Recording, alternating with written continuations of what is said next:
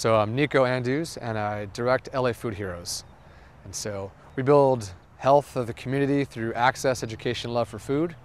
And right now we're building school gardens and rooftop gardens in Skid Row. And one of the best things is working with students. You know, a few days a week we're out there in Pasadena, John Muir High School, building an incredible ranch.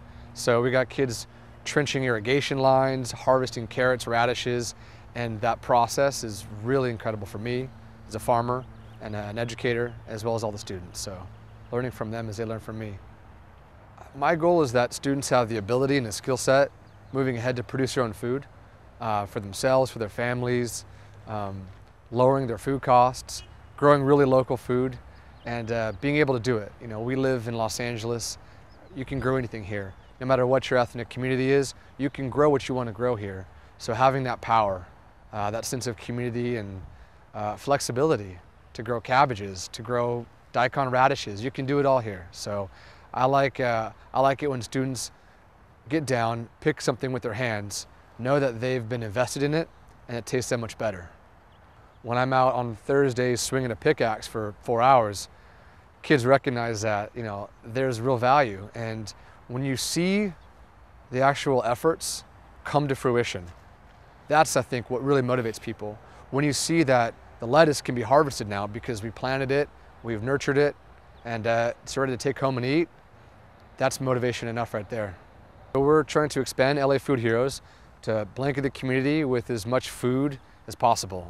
We believe that food should be available to everyone, you know, and people deserve the education to be able to produce food and to have access to it. And so we want to instill everyone with those skills. Right now we're in Skid Row, working with a nonprofit partner, and we're building a rooftop garden, as well as hosting a weekly cooking class to teach people how to harvest the food, prepare it, and cook it.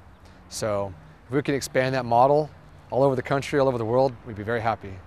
Every community is different, and that's the tough thing, is that whether it's a school, a nonprofit organization, or just a group of backyard farmers, everyone has slightly different interests, but for us the unifying theme is food and the love for it.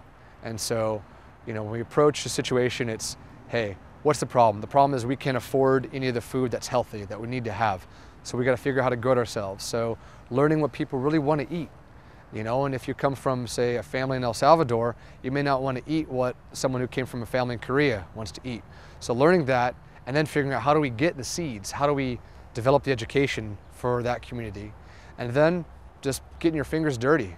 The good thing is there are support systems here. LA Garden Council, fantastic. The Food Policy Council is great, and so my engagement with those organizations has allowed me to become more involved and expand Food Heroes. People who grow food can take it home, eat it, give it to their families, you know, cut down on grocery bills. Yeah, absolutely.